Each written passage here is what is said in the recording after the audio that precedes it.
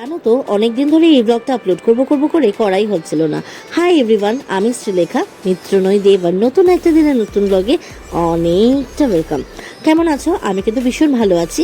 আর জানো তো বৈশাখ মাসে পড়ন্ত বিকেলে আমি আর সৌনক আর তার সাথে আবার দাদারা মিলে চলে গেছিলাম ওদের বাড়ির আশেপাশে একটা মেলাতে। এই মেলাটা বেলঘুরিয়া 5 নম্বরে বসে। আর যারা বেলঘুরিয়া থাকো বা 5 নম্বরের আশেপাশে থাকো তারা আশা করি এই মেলাটা সম্বন্ধে জানো আর আমার সাথে রিলেট করতে পারছো। এই মেলাতে ঢুকে দেখলাম একটা বড় করে ফাংশন হচ্ছে। আর সেই ফাংশনকে ঘিরে কিন্তু অনেক মানুষ বসে ফাংশন দেখছে। কেউ মুড়ি খেতে খেতে, কেউ বাদাম খেতে খেতে, আবার কেউ বিভিন্ন ধরনের খাবার খেতে খেতে।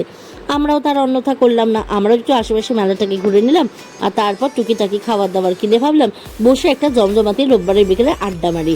আর আড্ডা মারাটাই যেহেতু মুখ্য উদ্দেশ্য ছিল, তাই জন্য সেটা থেকে আর বৃথা হলাম না।